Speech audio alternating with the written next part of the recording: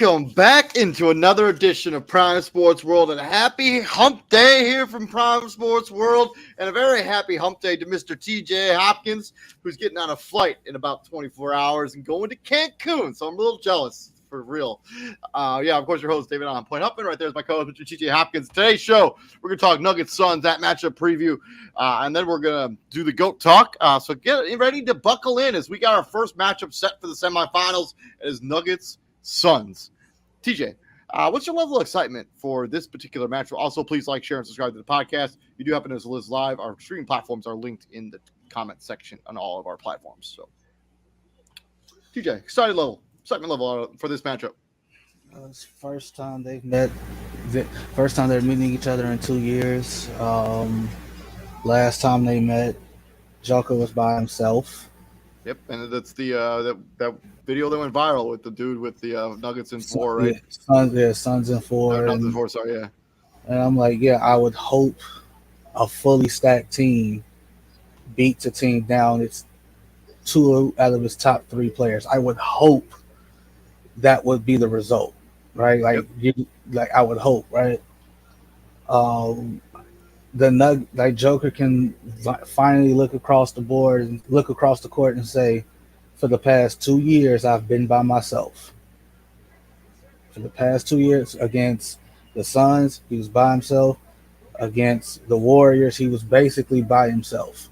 Yep, I mean he had MPJ, but I don't even think MPJ was playing in that playoff series, and Jamal Murray was for sure not playing in that Sure, playoff not series. playing that playoff series. My excitement level on a scale of 1 to 10 is probably it's like a 5 or a 6. I think I would be more excited if I thought the Phoenix Suns deserved to be here a little bit more. But you can only control. I mean, obviously you can only control who you play and who's available. But I don't think they would have beaten the Los Angeles Clippers if Kawhi Leonard and Paul George were still with played. I'm not so sure. Think they beat him if Kawhi just plays. Yeah, if Kawhi Leonard doesn't tear his meniscus, by the way, that's the update on Kawhi. For what it's worth, I think he's got some degenerative knee thing, and I don't think he'll ever be the same guy ever again. But that's for a conversation for a whole nother show where we get to offseason stuff. But for this matchup, yeah, I'm like a 5 or a 6.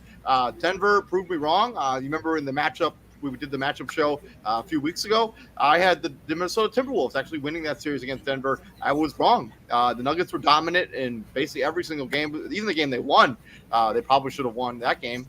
Losing that game in overtime, Anthony Edwards. The game they lost? Oh, yeah. You talking about Minnesota.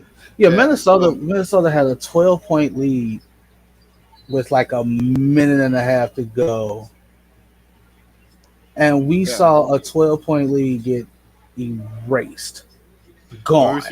We've seen a lot of 12-point leads get erased in the last couple days. Not in 90 seconds. Milwaukee had a 10-point lead. Saw Jimmy Butler erase that, and then last night Boston had a 12 or 16-point lead, and not in 90 seconds though. That was the perfect example of score, get a stop, score, get a stop, score, get a stop, and all the scores are threes. Here's our 1v4 matchup. We got the one Denver Nuggets, Phoenix Suns. There's the records of two teams each respectively. Obviously, Nuggets limit Timberwolves in 5. Suns limit the Clippers in 5. The Nuggets and the Suns split their season series, but the Suns won the last 2 matchups. But I don't think Denver played their starters for that second matchup. So take that with a grain of salt. There's their stats for the 2 best players, Nikola Jokic and Devin Booker. Let's talk X factors, or let's just talk about stuff that matters in this series. What do you think? What's the matchups we're going to be watching? MPJ and KD. Literally, look at that. Coming out of high school, Michael Porter Jr. was heralded as the next KD. He's 6'10". He can do everything KD can do. He can handle. He's a matchup nightmare. Again, he's a 6'10" small forward. He long like KD is. So that's talk about quote unquote looking in the mirror. That's what it's supposed to be. You know what's crazy about the Phoenix Suns? On their depth chart, they have Torrey Craig as their starting power forward. He's 6'7". Kevin Durant is starting small forward. He's 7 feet tall. He's 7 feet tall. All right. Right, that's the matchup, right? And obviously, it's too bad. I mean, Michael Porter Jr., hampered by back injuries basically his entire pro career up to this season. Stayed mostly healthy for the majority of this year. But yeah, that's got to be the matchup when we're talking about the matchup here. This has got to be the one that's got to be the most exciting. I mean, because as you mentioned, yeah, it's like looking in the mirror. And then obviously you got Jamal Murray versus Devin Booker. That's going to be showtime. Also, welcome into the show, CEO, Prime Sports World, Mr. Israel Rivera. Welcome to the show, man. We're breaking down Nuggets Suns, talking matchups we're watching as this series plays out. Yeah, I'm not even gonna think about DeAndre Ayton and Joker. Come on, DeAndre Ayton. He can just hope to give them a normal 18-9 or whatever. He's not matching Joker. He's not matching him. I think if you're one of those, do you think that they'll take the strategy of hey, let's just let Nikola Jokic kind of get his, because if No, because they no. I don't. I mean, Nikola Jokic. I think they'll let him get his. I don't think they're going to allow. I would be more worried because Nikola Jokic is going to score whatever he's going to score regardless. And if Jamal Murray goes off, KCP's hitting shots, Michael Porter Jr. is hitting his shots from the creating off the dribble. Aaron Gordon's being facilitator and just being an energy guy. I'm okay if Nikola Jokic scores 50 points a night and they beat us. I'm not going to be okay if Jamal Murray goes for 30 and Michael Porter Jr. goes for 30. Nikola Jokic is facilitating this really dynamic offense, which is what the Nuggets have basically become, right? They run everything through him, and he facilitates the entire offense. Well, no, that's where you're like they can't afford to let Joker get his because those other two do because everybody's back. You ain't finna sit here and act like Jamal Murray not a bucket. No, he for sure is. But I mean, you like the tendency to double on a Nikola Jokic. Would you double? Would you just play them mano a mano for the entire game? You got to go straight up. Like if this is Joker without Murray and without Porter, yeah, then you double him and it's like, all right, anybody but you. They can't afford to double Joker and be like, all right, Jamal Murray beat us because he can't. Jamal Murray can absolutely go nuclear and beat them. Yeah, I mean he's one of the better playoff performers at the point guard position we've seen in a while since Rondo. Really, we talk about players that elevate their game when it comes to the playoffs. Jamal Murray is one of those guys. I know it was only really in one playoff series or round or whatever you call it. He's an elevator. Like his points per game in the playoffs are way higher than his points per game in the regular season. It's and those other guys. I mean, Aaron Gordon is a super athletic who can facilitate some offense too, and Michael Porter Jr. can really score. Like, he can really score. Yeah, I wouldn't call him a great defender, but no, God, no. Again, you're not asking Michael Porter Jr. to shut down Kevin Durant. Just make him work. Literally just make him work. And Torrey Craig, let's not act like he's not finna have his hands full either with Aaron Gordon. 100%, for sure will be. It's gonna hey, you gonna have to come with it. Like Aaron Gordon is not a bum. Keep thinking that. And Jamal Murray is gonna have his hands pretty busy on the defensive side of the ball with a Chris Paul or a Devin Booker, depending on how they decide to work those defensive matchups.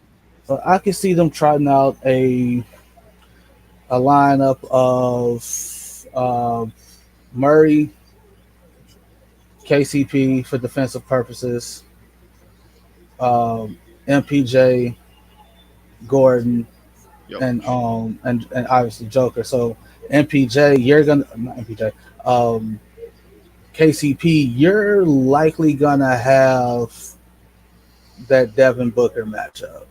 100%, totally agree with you on that.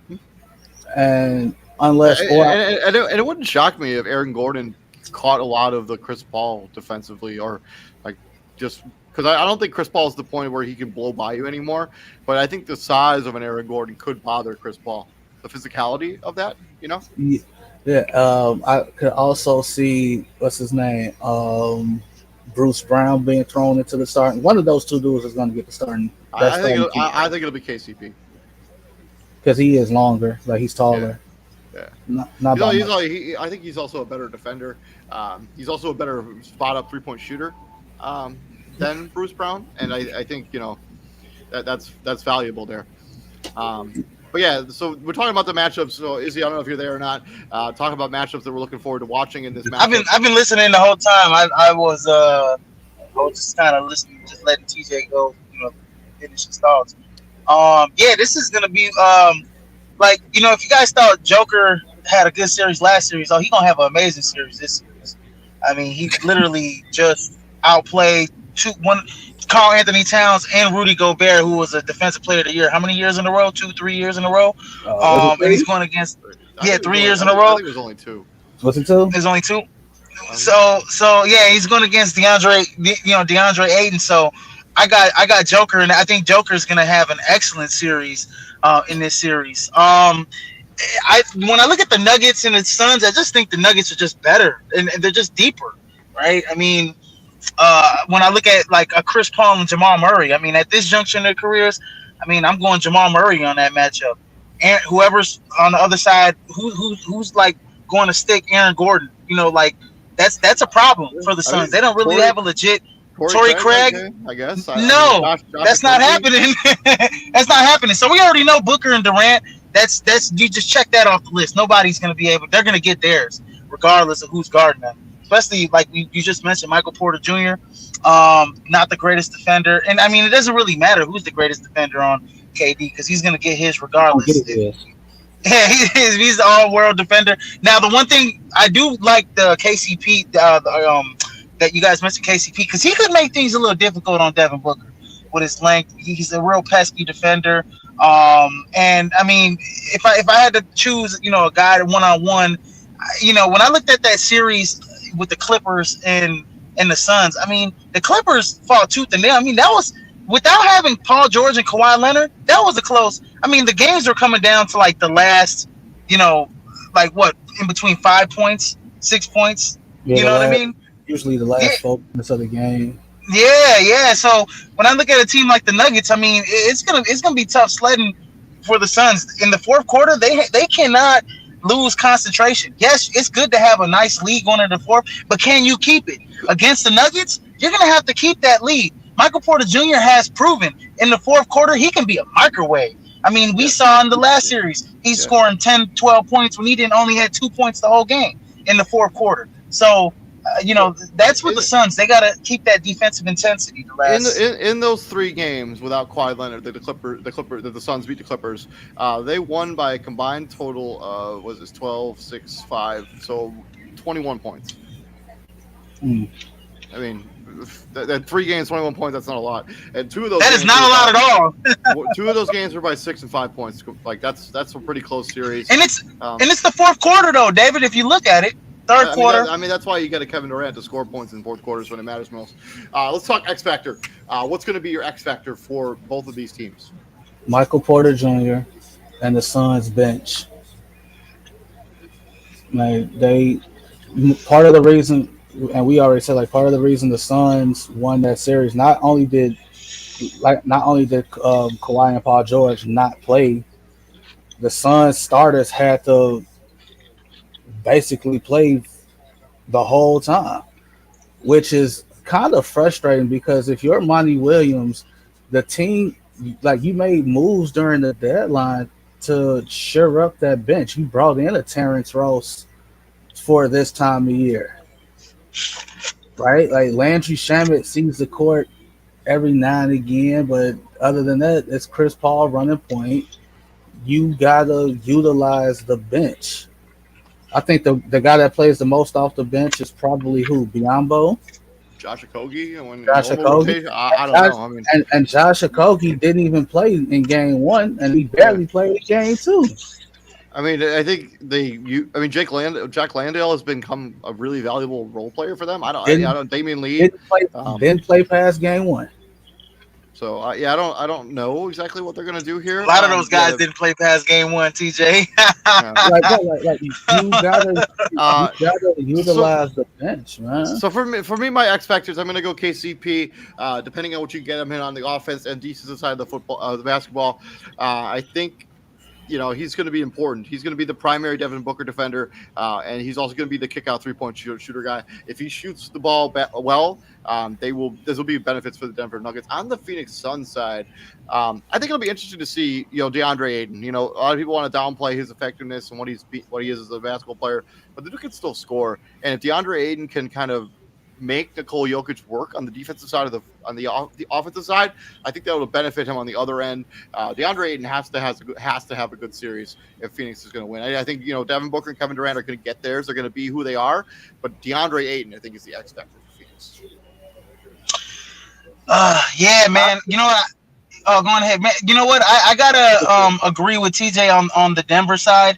Like Michael Porter Jr. is definitely an X factor. I mean, we've seen in the last series where he can just be a microwave in the fourth quarter and really give Denver life when they're kind of struggling. In the later stages of the game. So definitely Michael Porter Jr.'s got to show up. And he can't just, do it in the fourth. He's got to do it all 4 quarters of the game. I know it's going to be a tough task trying to guard Durant and trying to score at the same time, but he's definitely got to at least give us 15 to 17 points a game in this series. And then, I guess on the other side, You're right. Devin Booker, Kevin Durant, they both going to get theirs. But you know what? I actually want to see. Instead of DeAndre Ayton, I actually want to see if Chris Paul can step it up a little bit. I know he's got to guard No, Jamal Murray, as but if far Chris as Paul, Chris Paul had a terrible series. yes, He had like outside of I mean, game. What was, you can make the argument the last two playoff series, like the last two times they've been in the playoffs, he hasn't been remotely good. like outside of that, outside of game, what was that? Game 4. Outside of game 4 in LA, where he hit those shots, he had a terrible series. Like it was terrible. Like your DeAndre Ayton point is a good one. I think at this stage of his career, DeAndre Ayton is what he is, and that's sad because, like, dude, like this is a number 1 overall pick. Like, there's no reason why he shouldn't be 24-12. No reason at all why he shouldn't be 24-12 with like 2 blocks. No reason at all. I don't like the fact that my 7-foot big man literally can get out rebounded by a 6'3" guard and Russell Westbrook. Chris Paul at one point in time had more rebounds in that game than he did. That don't sit right with me. It should sit right with them. And if I'm Monty Williams, I'm like, bro, if you ain't gonna get no boards, you might as well just sit over here with me. Because what are you doing? True. Let's talk Nuggets win the series if. What do the Nuggets have to do to win the series? Stay healthy. Uh, No, I'm serious. Stay healthy. I know Nuggets, we talked about X factors. no, seriously, real talk, like on some real shit. I'm with Izzy. Nuggets win the series if Michael Porter Jr. contributes 15 to 20 points a game. Yeah, man. I mean, because and that's going to be tough for him, man. Like I said, he's going to be the primary defender on Kevin Durant, so he might get in foul trouble, maybe a couple of these games. But the efficiency in which the Denver Nuggets score, I mean, it never seems like they're out of a game, even if they're down, 7-8 points or so.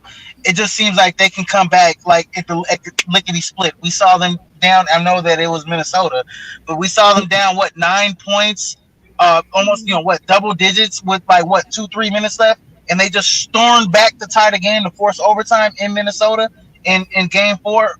Game what was it? Was that game 4? So yeah, 4. Yeah, so I mean, it just the efficiency in which the Nuggets can score at, and it really, I mean, truly, it's Nikola Jokic, right? I mean, if Nikola's special and he's in MVP form, I mean, I don't see the Phoenix Suns being able to stop this team, because everything kind of flows through him. I mean, he's that point center. He's really changing the game, how a center plays the position, in which how he distributes the ball. And I mean, it's just if he's in MVP form in this series, I got the Nuggets at 6, man. So yeah, the Denver Nuggets, for me, I think is also efficiency on offense. On the other side, Phoenix Suns win this matchup if what? Chris Paul. Chris Paul. Honestly, Chris Paul gets out of the phone booth and gets back to old Chris Paul. He got to be point guard. No, like he got to be the point guard, Chris Paul. It's 2 of them. It's Chris Paul got to be the point guard, and Monty Williams has to utilize his bench, even if it's just to spell a few minutes for at least Booker and KD. They can't. You are not going to win a championship playing 6 or 7 dudes. Let me know when's the last time you seen a championship team. Like when's the last time you seen a team win a championship running 6, 7 to 8 players? When? I don't know. I know the Lakers had a pretty short rotation when they won the title in the bubble, but that rotation went 10 deep. Had to. I feel like Monty Williams is like, well, you know what? I got to put all the chips in, and I'm gonna just play Durant and Booker as many minutes as I possibly humanly can. And I think that's a great strategy, right? Right? Yeah, it is. If you have your 2 best players on the floor as much as you can, usually the results are pretty solid. Right, that's what I'm saying. But yeah, I agree with TJ.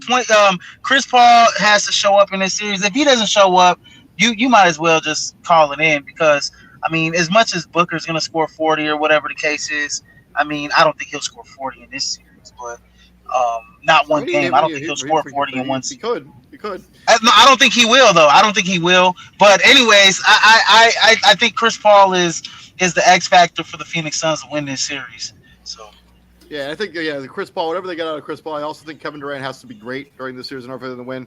Let's talk about who they got to find. You know what? Honestly, the part of their fourth quarter struggles, I'll tell you this, against the Clippers, was the fact that they weren't trying. Like, there's been spurts where it's like they go 5 minutes and not even looking at Kevin Durant. He's just on the floor. Like, you can't do that. You gotta, I understand Devin Booker's cooking, but you got Kevin Durant on the floor. Give him the damn basketball. And that's part of the reason why the Clippers were able to come back in the fourth, because you're running the offense through Devin Booker. I know he's cooking, but I mean, at this point, look, hey, it's a time and place for everything. Kevin Durant is money in the fourth quarter. You got to get him the ball. That leaves us one final question before we move on into GOAT Talk. Who wins this series? Prediction. I already said it. Because he's unable to join. Mr. Matt James said, what did he say? Phoenix in 6. Yeah, Suns in 6. So I just wanted to get that in for Matt because he's not able to join. I got you back, Matt. I'm going. Oh, Jesus Christ! I'm gonna go Denver in 7. I'm gonna agree with Mr. Matthew James. I'm actually gonna take the Phoenix Suns in 6. Me and Matthew James are on the same wavelength. Yeah, I'm taking. I'm gonna go Denver in 7. Is he kind of disrespectful? He said Nuggets. I don't care, man. I'm going Denver. I'm going Denver in 6, baby. I'm going Denver in 6, baby. I bet he's got some jelly beans on that transaction. You know I do. That's why I said it. Moving on into a staple of the crossover here at Prime Sports World. That's GOAT Talk. That's where we give some shine to some NBA players that didn't get necessarily to shine during their NBA career. TJ, let's go with player number 1. Player number 1 is a guard. Player number 1 is a guard. Player from 2004 to 2019. 5th overall pick in 2004. Played for the Jazz, the Nets, the Mavericks, the Hawks, the Mavericks again. Deron Williams? No. Oh, no. And the Nuggets. His own, he was a one-time All-Star in 2009. That's pretty much the only thing he's done. That's pretty much the only thing. What college did he go to? Wisconsin. Oh, drafted by the Jazz? You said what team? What team was he drafted by again? He was drafted by the Wizards, but never played for them. Oh, but then who did he actually play his first couple of seasons with? Atlanta, you said? No, he didn't say. I didn't say. I just named the teams he played on. I didn't say which team was. I said. I said who was he an All-Star with? He was an All-Star in 2009. He went to Wisconsin. He went to Wisconsin. I know Devin. No, Devin Harris. Devin Harris. Player 1 was Devin Harris. All right. 10,597 career points. That's 10.8 or 11 points a game. 2,151 rebounds. That's 2.2 a game. And 3,869 assists. 3.9 or 4 assists a game. Devin Harris was cold. He was so fast. Player 2 was from that 03 draft class. Dead giveaway. 03 draft class. 7th overall pick, Izzy. Oh. Is this Kirk Heinrich? This is Kirk Heinrich.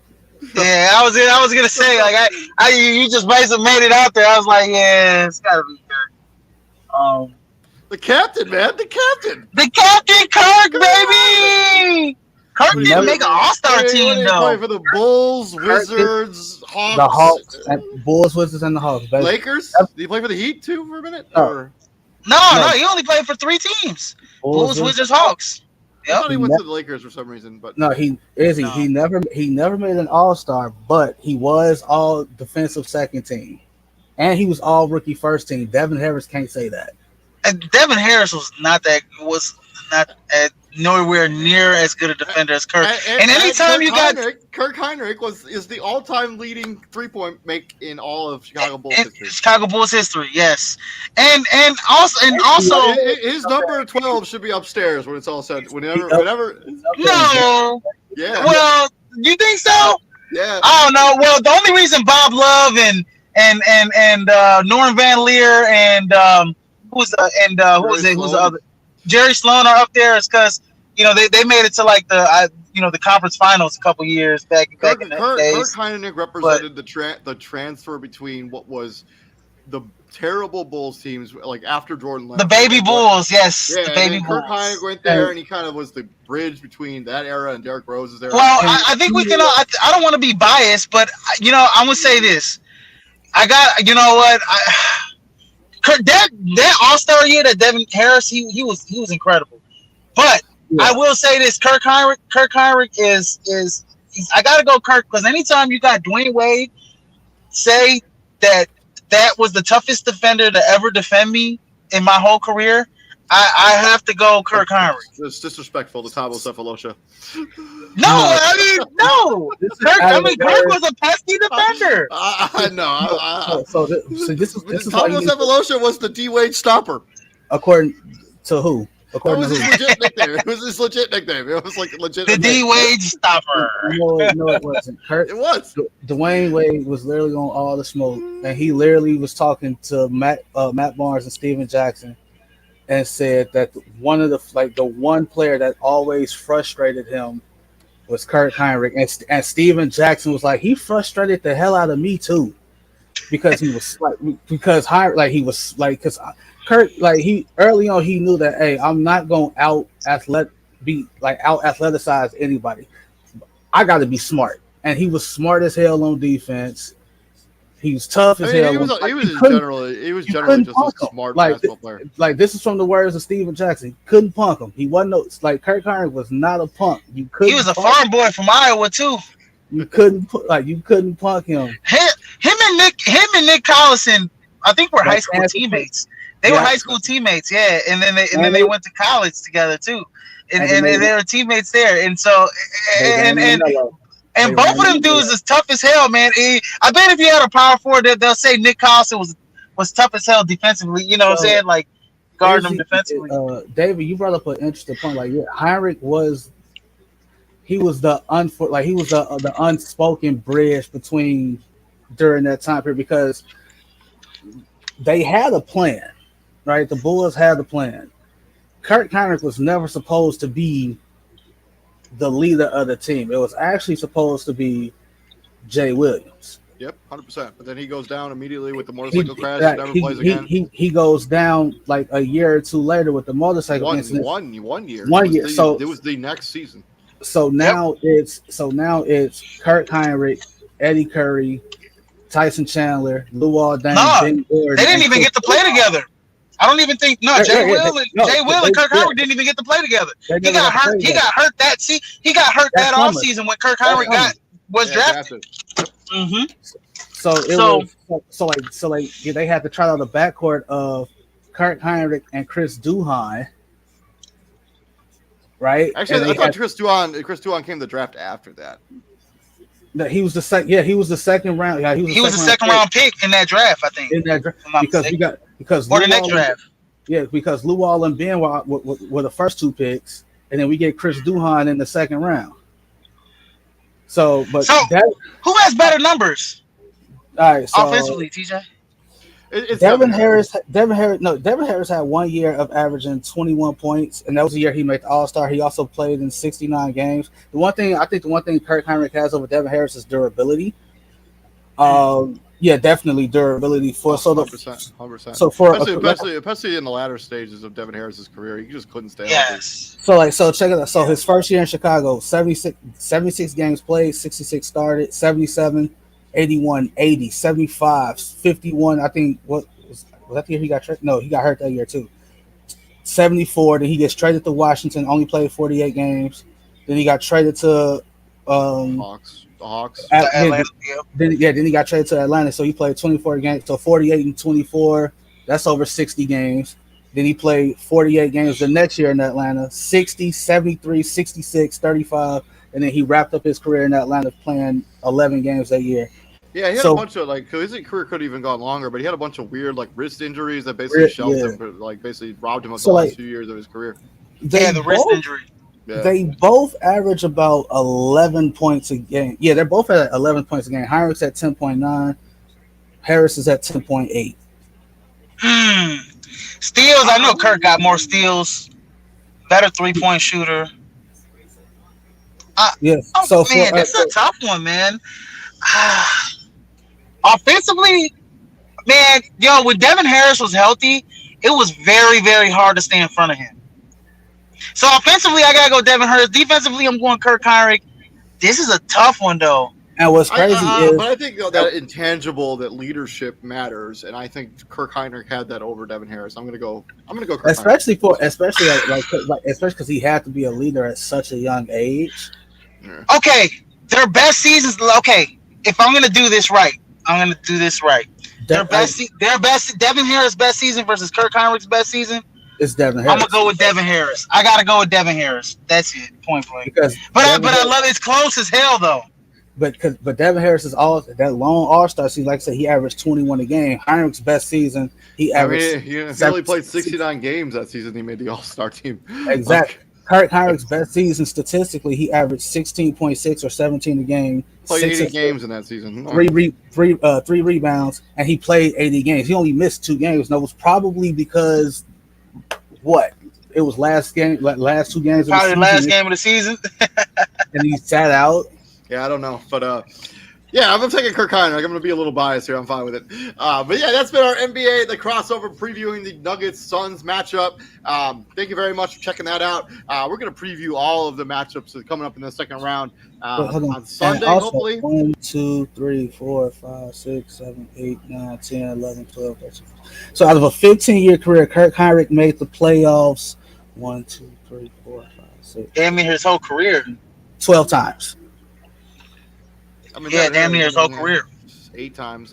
So 2000. So from 2005 to 2016, Kirk Heinrich was in the playoffs. The only time Kirk Heinrich missed the playoffs was his first 2 years in the NBA. Yep. Got that winning mentality. But yeah, thank you very much for joining us. Tomorrow we're going to bring you our NFL draft coverage. So keep an eye out for that content. And then Friday, are you doing rounding the bases on Friday? Rounding the bases, baby. Yes, coming back to you on Friday, ladies and gentlemen. So keep an eye out for that content. And TJ, I think the Knicks have eliminated the Cavs, so they are waiting on the winner of Milwaukee and Miami. This is the Knicks' first round matchup win since 2013. Wow. It's been 10 years since they won the first round matchup. It's too bad Julius Randle got hurt during that game. So during tonight's game. But yeah, we'll be back here tomorrow. He got enough time to get up. Yeah, we'll be back here They tomorrow. advanced past the first round for the third time this century. Be back here tomorrow for NFL draft coverage. Friday for Round the Bases. Sunday we'll be to the crossover. And TJ, you have a fun time in Cancun, my friend, and have safe travels. Do my best. Thank you. And gentlemen, what do we do here at the Prime, my friends? We bring the heat, ladies and gentlemen. Man, that was bringing the heat, baby. Let's go. Bringing the heat, ladies and gentlemen. Yeah. See you guys tomorrow. Y'all have a good night.